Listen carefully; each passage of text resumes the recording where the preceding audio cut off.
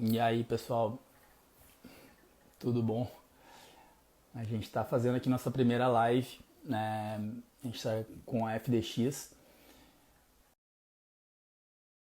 para falar sobre gestão financeira, tá?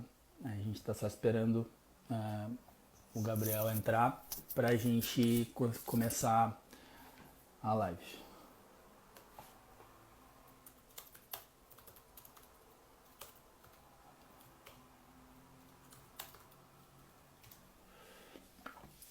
Estão conseguindo nos ouvir bem?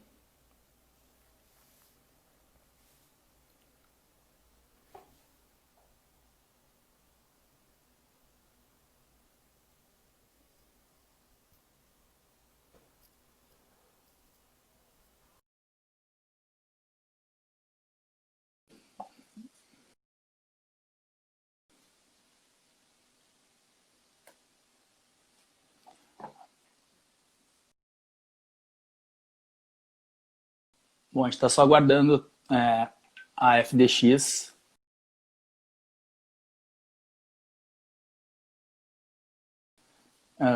entrar, tá? Mas que bom, o pessoal falou que o áudio está funcionando bem. Que bom, estão nos ouvindo bem, estão nos vendo bem. Só para lembrar quem entrou agora na live, a gente vai falar sobre gestão financeira para pequenas empresas. Se aplica para todas as empresas, o que a gente vai falar aqui hoje, mas a gente vai dar um foco nas pequenas e médias empresas.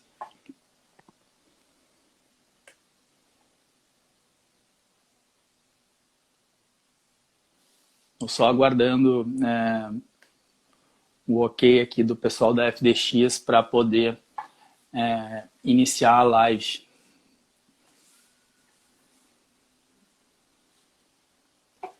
Vamos ver, acho que agora foi. É a primeira, né? Quem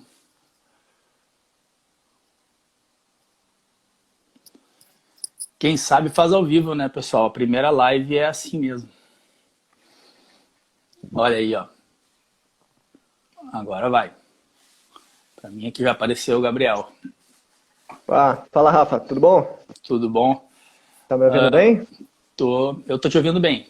Acho que o pessoal tá... O meu áudio estava ok antes, acho que o teu também vai estar. Bom, a gente já tem 12 pessoas ao vivo. Eu vou ir começando aqui. Para lembrar, o objetivo dessa live é falar sobre gestão financeira para pequenos e médios negócios. Tanto ajudar nesse momento para tomar decisões, decidir analisar custos, analisar receitas e para também saber sobre as vendas, né? Poder focar nas vendas, entender quando que é hora de vender, quando que é hora de dar uma pisada no freio. Mas vou deixar o Gabriel se apresentar, da FDX. Tá com a palavra aí, Gabi. Bom, primeiramente uma boa tarde a todo mundo.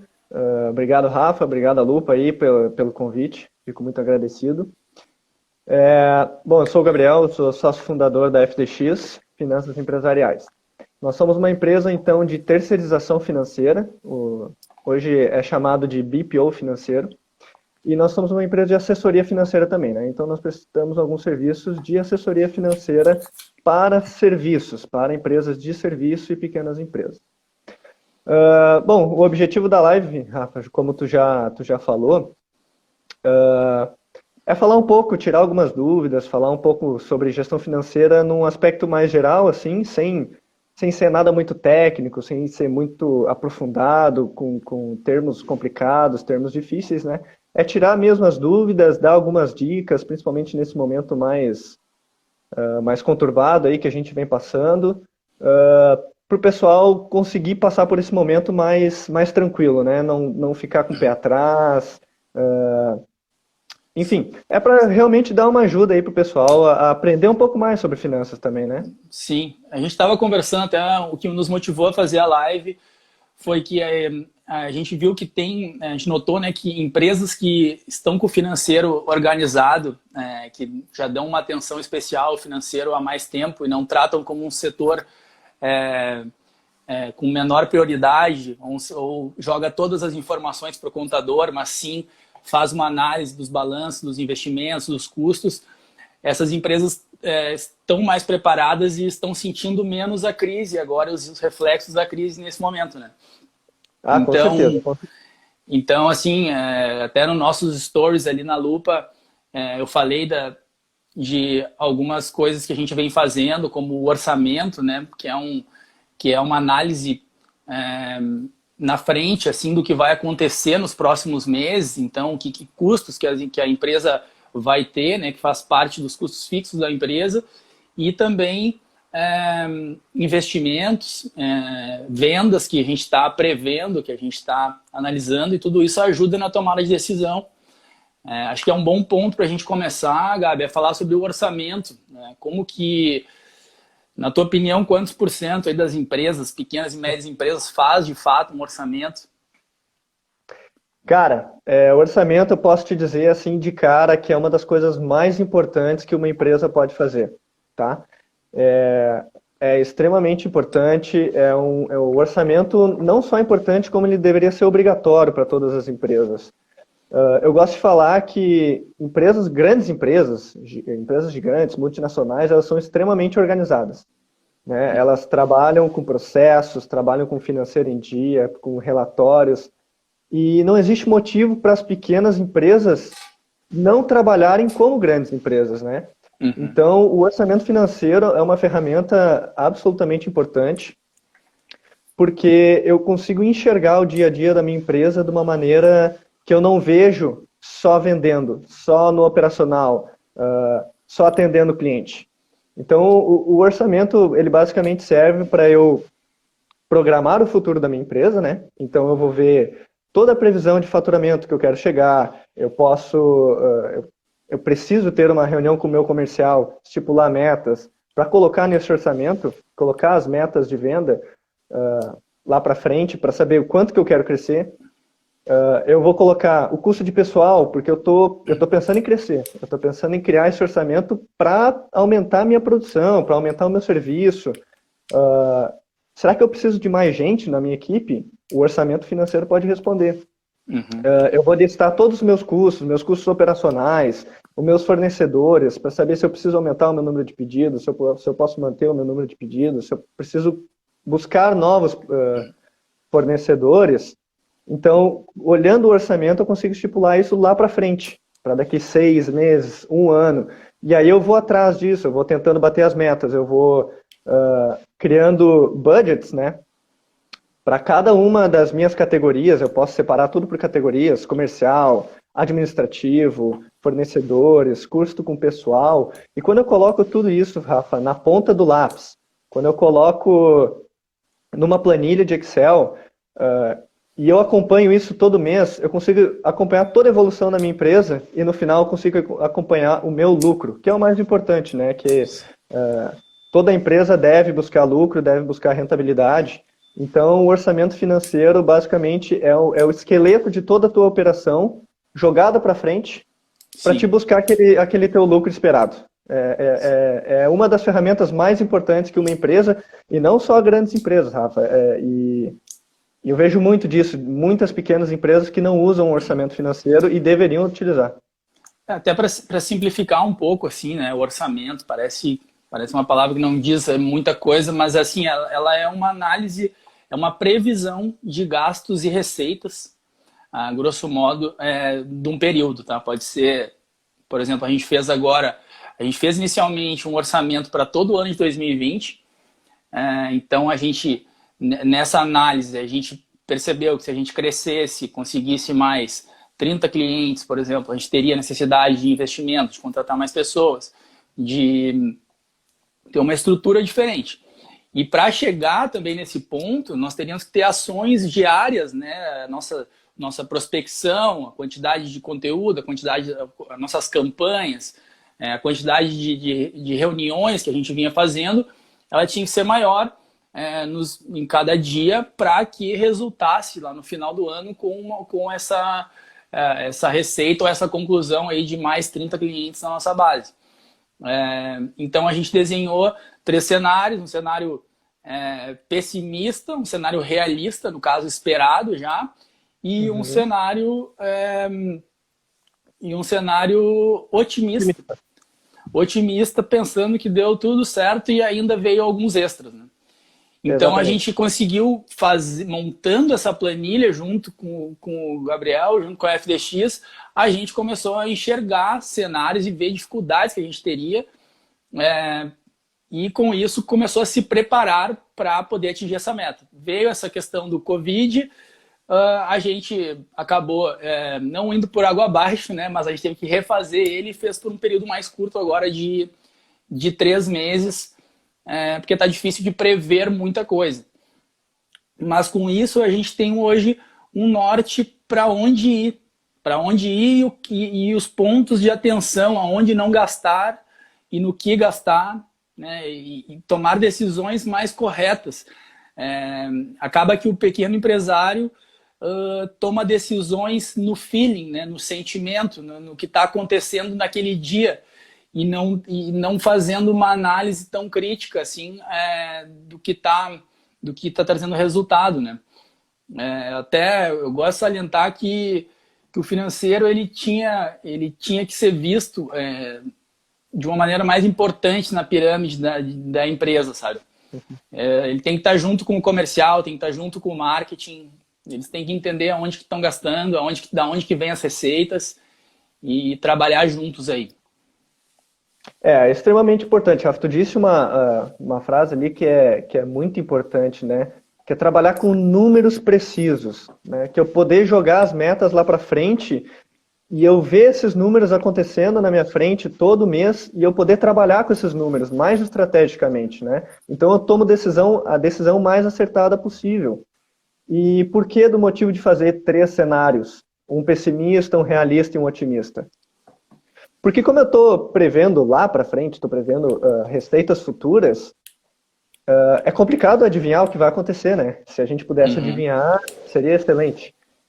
Então eu gosto de jogar esses 3 cenários, porque o primeiro cenário, realista, é aquilo que eu espero, que eu vejo, a minha experiência de trabalho, a minha experiência da minha empresa me diz que eu vou subir nessa escala. Mas e se não acontecer, né? E se eu não conseguir vender o suficiente? E se eu não conseguir segurar os meus custos como eu planejei? O que vai acontecer com o meu lucro? O que vai acontecer com a minha margem? Por isso que eu preciso planejar também um cenário mais pessimista.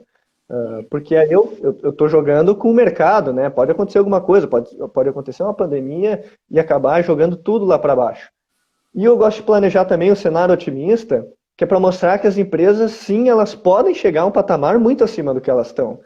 Basta que elas se organizem dentro da empresa, gerem processos de qualidade, tenham metas muito bem definidas, custos muito bem definidos, para eu poder seguir esses custos à risca, né? Eu seguir esses budgets, e eu poder colocar metas comerciais um pouco acima do que eu acho que eu consigo, para ter aquele extra, sabe? Aquele gás, aquela motivação a mais. Porque eu vou ver que lá no final o lucro vai ser bem acima do que eu planejei. E aí, a rentabilidade é tudo que uma empresa quer. Então, eu acho muito importante também ver esse cenário mais otimista, né? Porque a empresa também tem que ser lucro. Ela precisa ser lucro. Sim. Um dos principais motivos aí para pagar toda a equipe, para a empresa conseguir seguir crescendo, e atingir os seus objetivos aí. Eu acho que o assunto ele é bem abrangente, assim. Uma pauta que eu acho que é importante é a formação de preço. A gente pode tanto pegar alguns exemplos práticos de serviço e também de quem trabalha com produtos, né? Fazendo uma introdução, assim, quem trabalha com serviço normalmente faz uma análise de horas trabalhadas para poder formar o preço, né? Entender o tamanho do projeto e também botar sua margem em cima depois. E os produtos, para quem tem um e-commerce, por exemplo, trabalha com uma gama de produtos, existe aí a margem de contribuição, né? Também tem para o serviço, mas para o produto se encaixa um pouco melhor. Podia trazer alguns exemplos aí, Gabriel, de como a gente pode tornar isso um pouco mais real para quem tem o seu negócio? Claro. Rafa, ponto extremamente importante, precificação. Eu vou te trazer um dado aqui do Sebrae de São Paulo, tá? Que ele informa que 42%, Rafa, é um número muito alto, das empresas que vêm à falência, das pequenas empresas, né, que vêm à falência, são por precificação errada dos seus produtos. O que acontece, tá? Vamos dar um cenário mais geral. É muito comum eu planejar, eu precificar a minha empresa conforme o mercado. Cara, quanto que o meu concorrente tá cobrando pelo meu serviço? Vamos botar aí uma agência de marketing, tá? Por exemplo, vamos lá, a média do meu concorrente é R$ 500. Bom, eu não posso passar muito mais disso porque senão os meus possíveis clientes, que motiva eles a contratar o meu serviço por R$ 700? Eu não posso fazer isso. Eu tenho que botar 500 ou mais baixo para tentar ser competitivo e tentar mais clientes. Mas qual que é o perigo disso? Quando eu não tenho números, Rafa, quando eu não tenho dados precisos, quando eu não tenho um orçamento, quando eu não tenho uma gestão precisa dos custos da minha empresa, esse número, eu estou chutando esse número, então ele pode não ser o suficiente. Eu posso ter até uma margem de lucro, mas ela pode ser uma margem que não seja o suficiente para pagar toda a minha operação. Então, por exemplo, empresas de serviço é muito comum a precificação acontecer do tipo: quantas horas de serviço eu vou prestar para esse cliente dentro do mês? Vamos lá, umas 10 horas de serviço. Ok. Quanto que o meu funcionário, ou quanto que a minha hora de serviço vale? R$ 10, tá? Então eu vou multiplicar 10 horas trabalhadas por R$ 10, que é a hora que eu identifiquei como hora de serviço, e são R$ 100. Então eu posso cobrar qualquer coisa acima de R$ 100, é lucro? Não. Eu tenho custos, eu tenho fornecedores, eu tenho aluguel, água, luz, telefone, internet. Então, como que eu recomendo? Pode-se somar todos os custos administrativos, até os custos comerciais, e dividir pela minha base de clientes. Então, eu vou saber, por exemplo, de uma maneira bem simples, quanto que os custos fixos, quanto cada cliente adquire desse meu custo fixo, sabe? Quanto que ele suga desse meu custo fixo. Uhum. Deu mais R$ 250. Bom, então eu vou somar esses R$ 250, mais esses R$ 100 é R$ 350. Então, se eu vender por 400, eu estou ganhando? Estou com lucro? Não necessariamente, tá? Porque existem custos variáveis dentro de uma empresa, até os custos fixos eles podem variar, por exemplo, a energia elétrica é um custo fixo, mas ela é variável.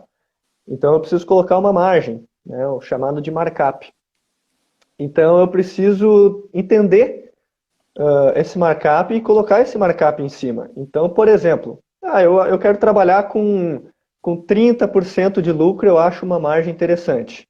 Eu vou pegar esses R$ 450, colocar mais 30% em cima, e aí eu gerei o meu preço. Então, eu estou considerando todos os meus custos, eu estou considerando a minha hora trabalhada, e eu estou considerando o meu lucro. Então, no final do mês, não tem perigo não tem perigo da empresa fechar no vermelho, porque eu já estou considerando o faturamento, a margem em cima do preço. Então, precificação não é algo simples que tem que ser chutado. A precificação é algo super importante. Para bares e restaurantes, por exemplo, que eu tenho muito insumo, eu tenho muita compra, eu tenho receitas, varia muito, eu tenho muito tipo de produto diferente. Como que eu faço? É extremamente importante, todo bar, todo restaurante deveria ter uma ficha técnica, Rafa. Uma ficha técnica é a melhor maneira de se manter o controle de um bar, de um restaurante. Na ficha técnica eu vou colocar ali o nome do produto, uma foto do produto, eu vou colocar a receita dele, todos os ingredientes que fazem parte, como que ele é feito e os equipamentos que eu vou usar. Porque como que eu sei quanto que custa, por exemplo, um hambúrguer para o meu restaurante? Se, cara, eu uso um pouquinho de alface, eu uso 2 rodelas de tomate, eu uso Sim, torna bem mais difícil, né? Torna muito mais difícil. Então, assim, a ficha técnica, por exemplo, mais um exemplo, né? É algo extremamente importante que todo bar, todo restaurante deveria ter.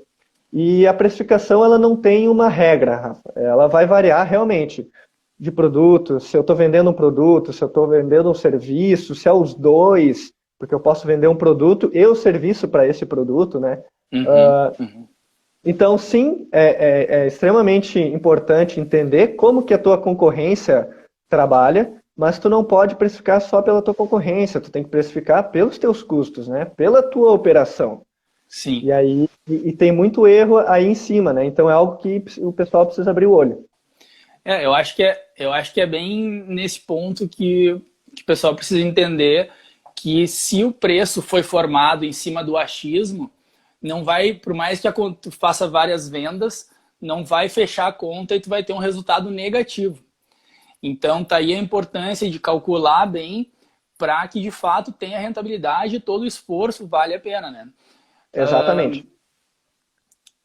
Também a parte do orçamento ajuda a calcular um pouco isso, e a cálculo dos valores, né, da formação de preço também te ajuda a acertar mais. São coisas que parece às vezes muito grande, né, para o pequeno empresário que tem uma rotina ali que ele faz parte da operação, né, durante o dia, e ainda fazer esses controles. Por isso que eu acho legal ter uma assessoria ou uma parte ter um dia no mês para fazer, um dia no mês não, ter mais, tirar tempo para olhar para o financeiro. Entende? Não assim, quando der eu vou ver lá quanto que eu gastei, aí vou formar o preço que eu vou usar nos próximos meses. Sabe? Não, é colocar na rotina, assim, pelo menos uma vez por semana, sentar, tirar ali 2 horas para revisar os preços, para ver como que, se o orçamento está ok, como é que estão os pagamentos, para manter a engrenagem funcionando bem, porque senão passa 3 meses e aí tu encontra lá, já mudou os preços das coisas, e aí teu preço não tá bom, ele tá tendo, não tá tendo rentabilidade, só que tá vendendo e tá achando que tá ganhando dinheiro. Só que no final, como tu não elaborou bem os custos, tu tá perdendo dinheiro. É muito comum, Então, Rafa. Muito comum a gente ouvir assim, cara, nunca vendi tanto na minha vida. Foi o melhor mês de faturamento da minha empresa na história. Mas eu simplesmente não vi a cor do dinheiro. Para onde que esse dinheiro foi? Cara, isso é muito comum, muito comum. E isso significa dois problemas graves: a falta de gestão financeira, né? A falta de cuidado, a falta de planejamento e uma precificação errada. sim. Eu acho que um assunto, uma ideia que me veio assim é cada um olhar para o seu negócio e entender da onde que vem a sua receita, né? Como que é o seu modo de ganhar dinheiro, né? Por exemplo, uma clínica odontológica, ela trabalha com consultas, então algumas cobram a consulta, então ganham na consulta e ganham no tratamento, né? Ganham no procedimento.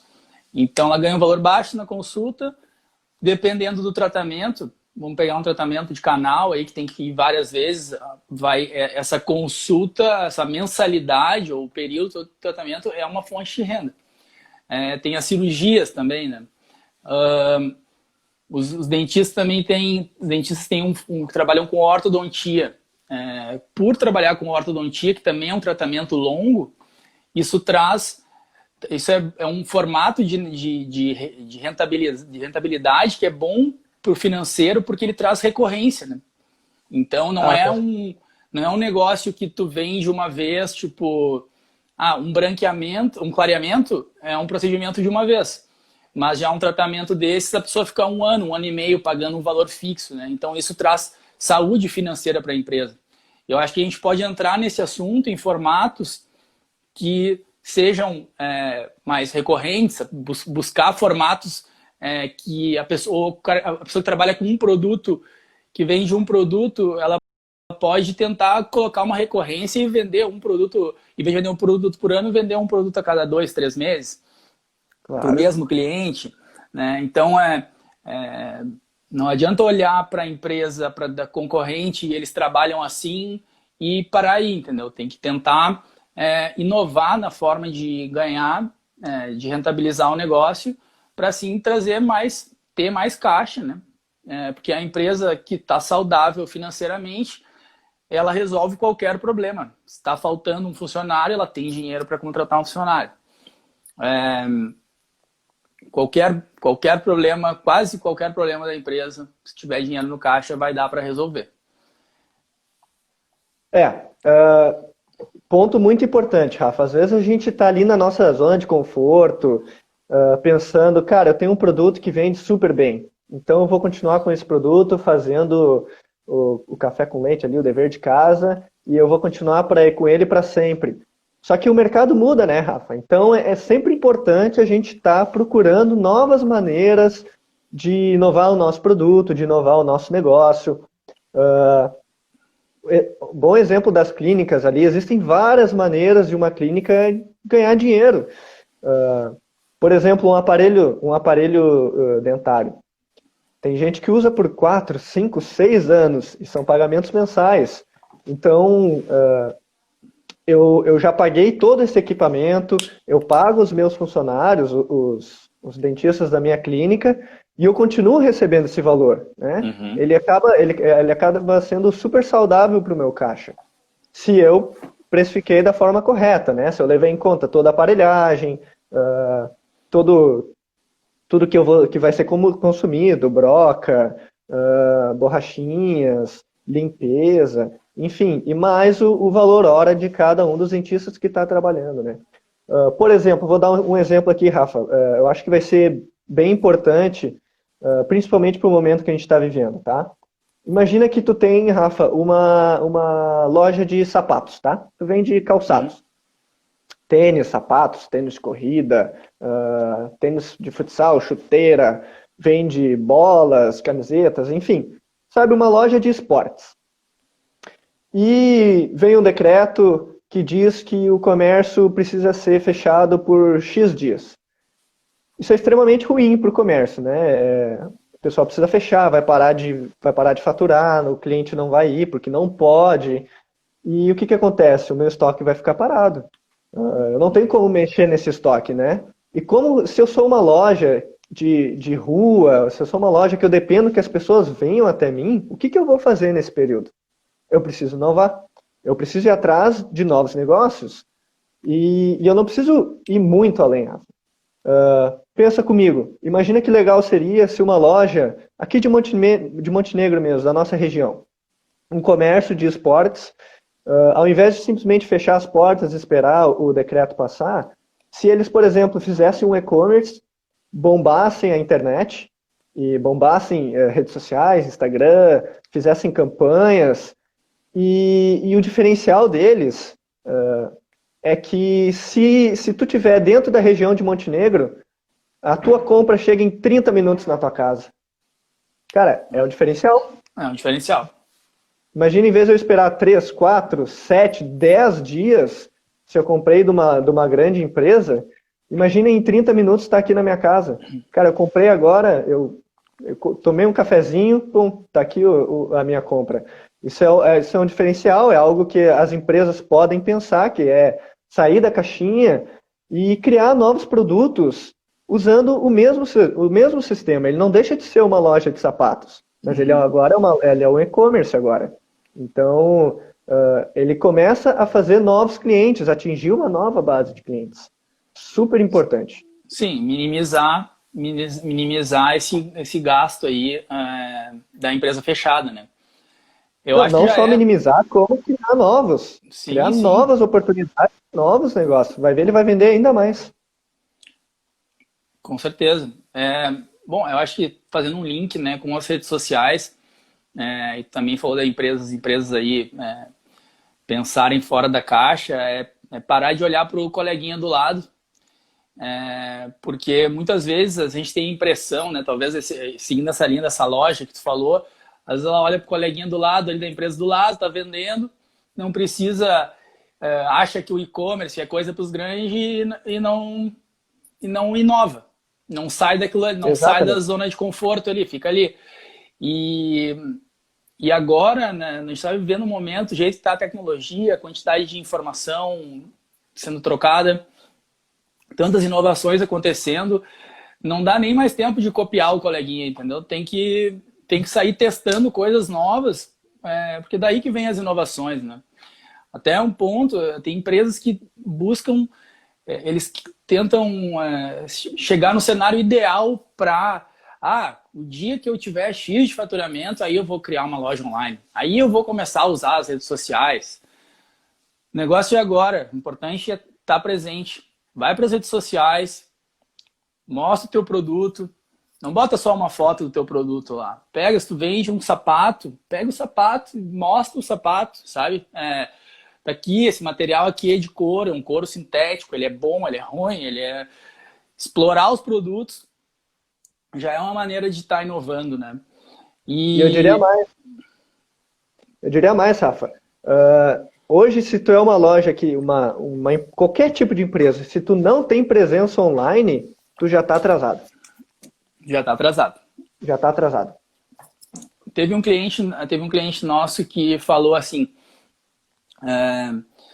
ele trabalhou com a gente 2 anos atrás, né? E aí ele fez uma pausa agora com a questão do coronavírus. E ele falou assim, cara, se eu não tivesse preparado o terreno, feito o trabalho com vocês os 2 anos, hoje eu não saberia nem por onde começar.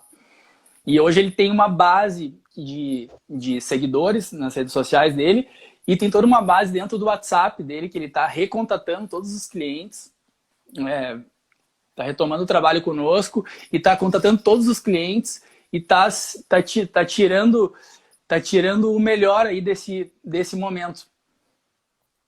Então, assim, está atrasado quem não está nas redes sociais, quem está só fazendo publicações que não tenham conteúdo que de fato sejam algo interessante. Vou botar qualquer coisa para estar presente na internet. Não vai fazer diferença, porque tem muito conteúdo hoje na internet, tem muita informação. Então tem que ser mais atraente, tem que inovar e tem que mostrar os diferenciais do teu produto. O que eu acho que até, por mais que tenha essa abundância de conteúdo, tem muita gente botando conteúdo ruim para fora, entendeu? E aí isso não tem como se destacar, assim. Então, as redes sociais, ter um site... tem gente que fala, ter um site é uma coisa, não precisa mais, eu tenho Instagram lá. O site hoje, para quem trabalha com marketing digital, trabalha com marketing de performance, que está atrás de vendas mesmo em resultado, o site é o centro, é a tua casa, e é o centro da tua empresa. Então o site hoje, ele precisa funcionar bem no celular, tem que ter uma boa versão mobile, né? A maioria dos sites que a gente está acostumado a ver com as empresas que a gente conhece, tem que procurar o telefone, primeiro que já abre estourada a tela, ou tem um monte de propaganda junto, já tem um erro lá em cima dizendo que o site não é seguro, e aí a gente tem que catar o telefone, dar zoom e tudo. Então, assim, a experiência do site é terrível, não funciona praticamente no celular, e aí o dono, o empresário, site não funciona.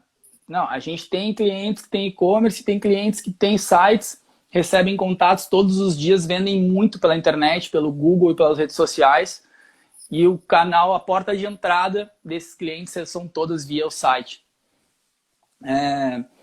E-mails também, o e-mail marketing, é um formato bem antigo, muito conhecido. Tem muitas empresas que não sabem usar o e-mail marketing, mas existem várias técnicas hoje para te conseguir vender e manter um contato com os teus clientes. O cara que não comprou agora vai comprar de ti daqui 2, 3 meses. Então tem uma série de atualizações aí, isso é toda uma outra live sobre esse assunto, né? Mas até fazendo um link das vendas, das campanhas de performance via Google e via redes sociais, elas estão bem linkadas ao orçamento que a gente falou.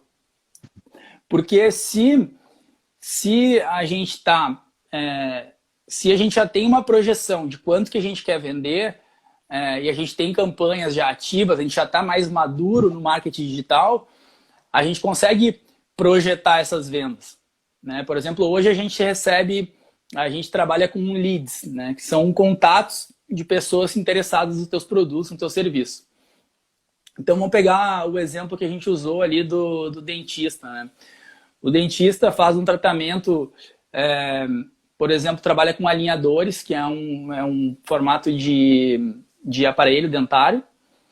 O tratamento custa uns 6 mil reais, um tratamento desse. Se vem uma pessoa no teu site e aplica lá e tu fecha negócio, a receita que vai entrar em 6 meses de tratamento vai ser de 6 mil reais. E aí as pessoas, aí o próprio dentista acha caro investir 1.000 reais por mês em anúncios no Google, entende? Então, assim, a gente tem que fazer a conta, assim, quanto que eu preciso vender para bater a minha meta e também para ter um retorno sobre o investimento que eu estou fazendo hoje, né? Ô Rafa, aí é que tá o ponto, Rafa. Redes sociais é estratégia. Campanhas são estratégias. E por serem estratégias, elas têm que aparecer no orçamento da empresa. Eu tenho que colocar ali, cara. Eu tenho que colocar, cara, vai me custar tanto. Eu vou precisar, num primeiro momento, desembolsar tanto. Mas quanto que vai ser o crescimento? Porque assim eu consigo ver realmente que vai crescer. Que eu não estou simplesmente colocando um dinheiro que eu não estou vendo nem direito para onde está indo, porque a campanha não tem que aparecer para mim, ela tem que aparecer para os meus clientes, né, meus possíveis clientes. Então, é super importante colocar a estratégia comercial, a estratégia de redes sociais, a estratégia de internet no orçamento. Então, eu tenho que colocar ali o meu budget para Facebook, para Instagram, enfim, para campanhas, e eu tenho que colocar nesse orçamento também. Quanto que nós vamos crescer a partir dessas campanhas? Aí vai da agência. Uma boa agência vai te dizer, tu consegue X leads, tu consegue atingir o tal público, esse público se espera que X% vá consumir, e aí tu já vai ali para o número. Bom, se eu vou aumentar aí em 20%, quanto do meu faturamento isso significa? Se eu faturo 10 mil, 2 mil. Pô, eu vou gastar 1.000, vou faturar 2 mil, tem uma margem de 50% aí. Bom, mas dá para melhorar? Não dá para melhorar? De repente, 1.000 para faturar 2 mil é caro. Vamos negociar, vamos fazer um outro tipo de campanha, mais barata. Mais barata valeu e conseguiu os mesmos 2 mil. Bom, continuamos. E assim tu vai escalando. É algo não é da noite para o dia, tu tem que programar, tu tem que orçar isso e tu tem que jogar lá para frente. É muito comum o pessoal quer fazer um orçamento financeiro para o mês que vem dobrar o faturamento. E não é assim que funciona. E aí é um orçamento que não funciona, entendeu? Então, é super importante se atentar a esses fatos também, né? Vamos colocar a realidade, vamos ser realistas. Sim, é que tem muito do imediatismo, né? Do resultado. Em qualquer negócio, né? Tem uma curva de aprendizado. Então, para as empresas que vão trabalhar agora, querem organizar o seu financeiro, não vai ser em uma reunião que vão estar com o financeiro organizado. E não é criando uma página no Facebook, no Instagram e o site no Wix que vai estar tudo resolvido. Então, assim, tem que atingir uma maturidade financeira e uma maturidade, né, digital, né, dentro das redes sociais, dentro do teu site. Porque o que a gente começa a ver? Pegando o exemplo do site. Pô, todo mundo visita meu site, mas que área do site que estão... todo mundo olha a home. As pessoas, elas acham que elas sabem o que o cliente delas está fazendo dentro do site. Não, todo mundo vai lá e olha meu vídeo lá, que está lá embaixo no site. Daí eu vou lá e analiso o Analytics, que é uma ferramenta que a gente usa para olhar o site, e vejo que o pessoal sai da homepage e vai direto para a parte de novidades e promoções. E aquela tela lá, que é a principal, nunca teve conteúdo. Então é lá que a gente tem que se esforçar, entende? Vamos adicionar mais informações nessa tela. Vamos otimizar ela para que a experiência fique melhor, para que tenha um ponto de contato via WhatsApp. E com o tempo, você vendo também os leads, né, os contatos que estão entrando, o que o pessoal está pedindo, né? Vou pegar um exemplo de um cliente nosso aqui, que é uma empresa da Italínea, que trabalha com móveis planejados. Tá? Então o pessoal pesquisa no Google, móveis planejados, encontra o site deles, está sempre no topo das buscas, encontra o site deles, a experiência mobile é bem boa, então assim, ela consegue navegar no site, mas a maioria vai lá no formulário ou via WhatsApp e pede informação sobre cozinhas. Tá? Na época, o nosso cliente trabalhando em cima do achismo disse que o pessoal vinha buscar guarda-roupas. Então nós fizemos campanhas todas pensadas no guarda-roupas e aí assim se gerou um resultado abaixo do esperado e já no curto prazo a pessoa entendeu, não sei se está valendo a pena. Mas aí a gente trouxe informação do site, que é o foco, que o que mais chama a gente é a cozinha, e toda a comunicação foi invertida, focando na verdade, falando das cozinhas planejadas, e com isso, com esse aprendizado, eles estão tendo muito mais resultados hoje. Porque a gente entendeu que a cozinha que é a isca, que é a fonte de entrada, e as pessoas, além de contratar a cozinha, acabam contratando outros, comprando um projeto, né, que envolve o quarto, que envolve o banheiro, e no final das contas é um projeto de 60 mil reais e foi gasto 500 reais de patrocínio no Facebook, entende? Então, assim, vai muito... As pessoas querem um resultado imediato. E a empresa está super imatura, uma empresa jovem. O próprio empresário é jovem como empresário, né? É imaturo para tomar algumas decisões, né? Então, isso faz toda a diferença, né? Assim, entrar sabendo nisso. Tipo, vai entrar no mercado financeiro, vai operar na bolsa, não acho que tu vai dobrar a tua grana em um mês, entende? Então, precisa, assim, isso é uma coisa que eu queria só falar, porque é um degrau de cada vez, né? Mas sabe onde precisa imediatismo, Rafa, numa empresa? Na operação diária, Rafa.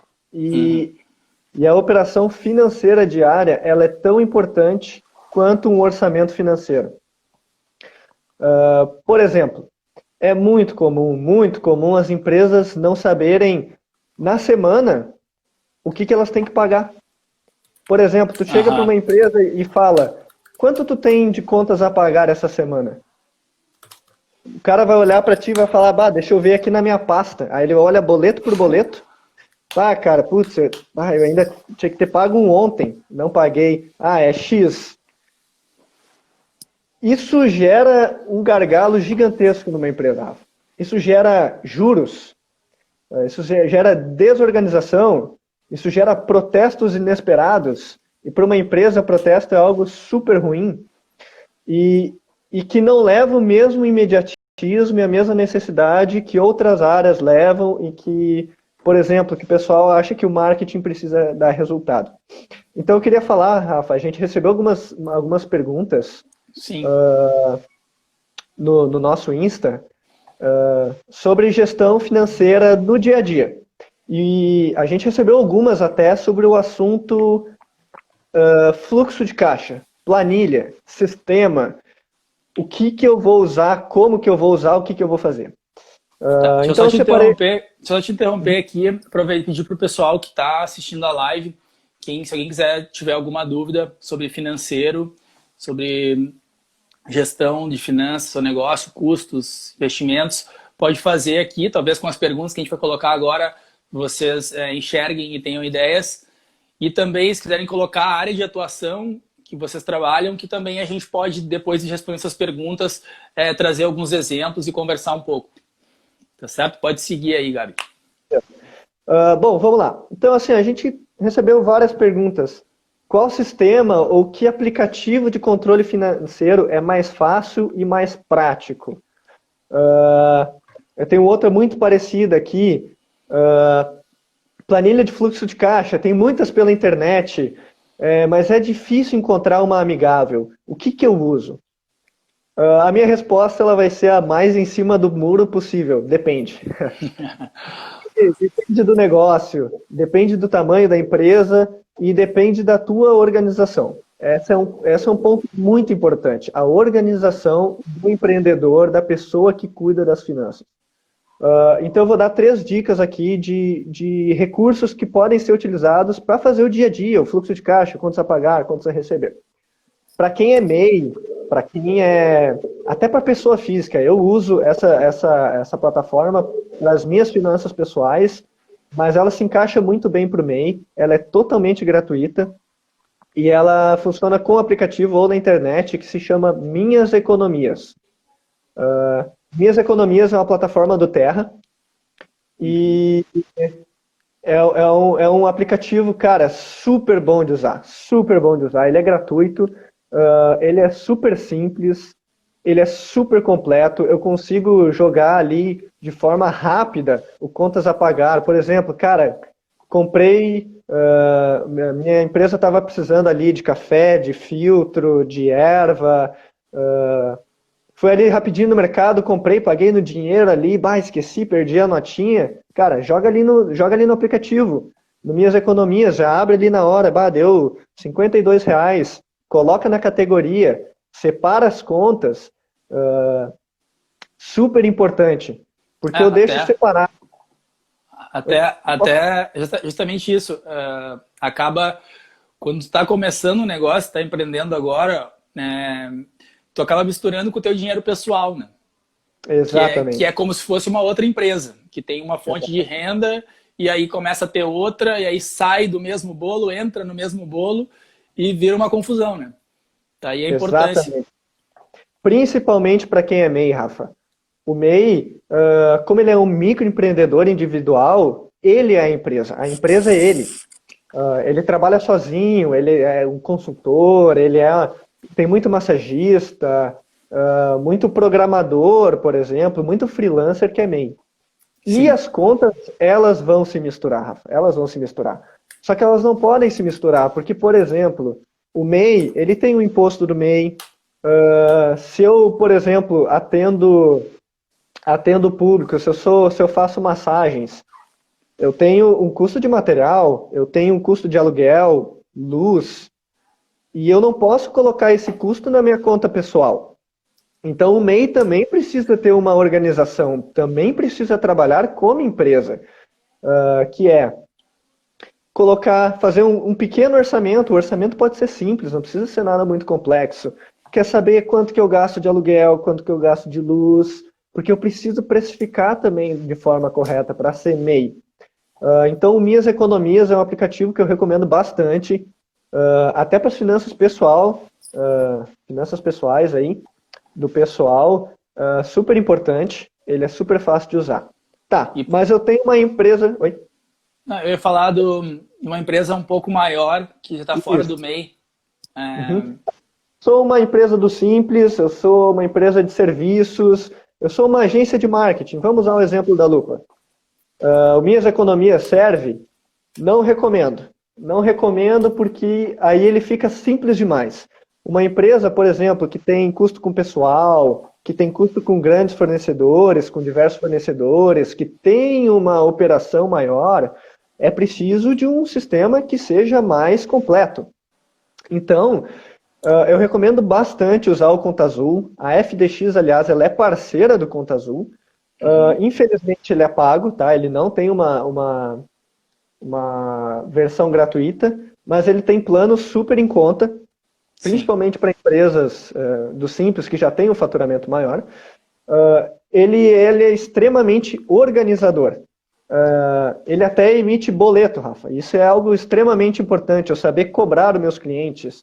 Ele emite nota fiscal, ele faz integração bancária. Super bom, porque eu não preciso perder o meu tempo sentado ali, digitando nota por nota. Eu pego a nota, quanto que eu gastei, eu pego a nota, quanto que eu gastei. Isso, tu não tem que imputar tanta informação, assim. Eu acho que no universo de ferramentas e softwares, tem vários que têm uns recursos muito bons, mas só que muitos demandam muito cadastro de informações e não são nada intuitivos, assim. Então acaba se tornando um monstro ter que encarar aquele software e colocar todas as informações.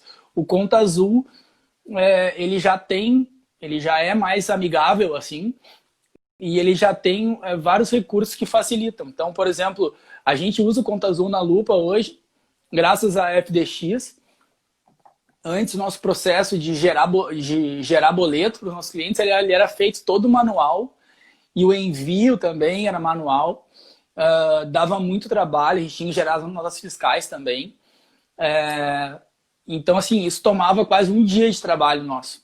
Então, hoje, já está tudo automatizado e quando fecha, chega no vencimento, é enviado um e-mail automático do sistema para o nosso cliente com o boleto, com as informações, com a nota fiscal, tudo certinho. E a gente ganhou, assim, várias horas de trabalho por dia e tem dormido mais tranquilo. Dá quase para dizer que é mágica, né, Rafa? Dá quase. De tanto trabalho que dava e agora não dá mais trabalho nenhum. Super importante porque facilita a operação da empresa. No meu entendimento, Rafa, o empresário ele tem que focar no negócio, ele tem que focar na venda, na operação, naquilo que ele é bom. O financeiro ele é burocrático. Sim. Então, o financeiro ele dá trabalho. Emitir nota fiscal dá trabalho, eu tenho que emitir uma por uma, cara, são horas e horas e horas de trabalho que eu poderia estar focando em vendas, que eu poderia estar focando na operação, entregar qualidade, poderia estar focando em atendimento ao meu cliente. Então, acho super importante ter uma ferramenta que auxilie na gestão do dia a dia da empresa. E eu queria dar mais uma última dica, que essa é para quem tem atendimento ao público. Por exemplo, salões de beleza, bares e restaurantes, enfim, quem precisa de um PDV, de um ponto de venda, né, que precisa gerar comandas.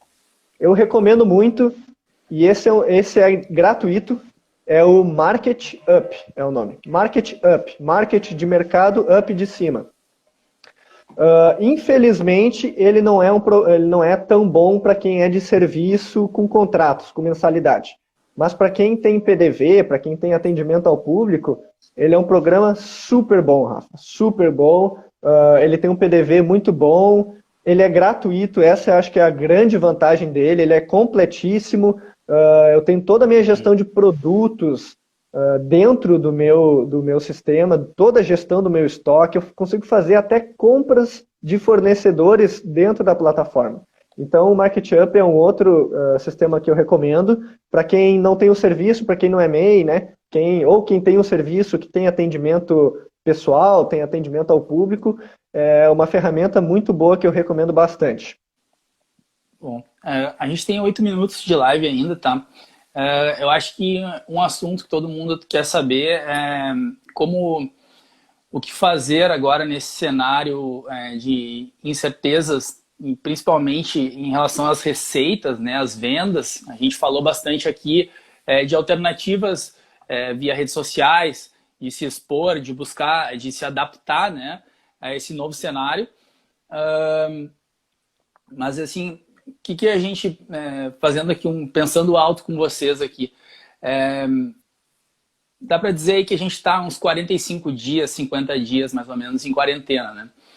Então, assim, cada empresa, normalmente, ela já, o funcionário, ela paga os 30 dias de férias, né?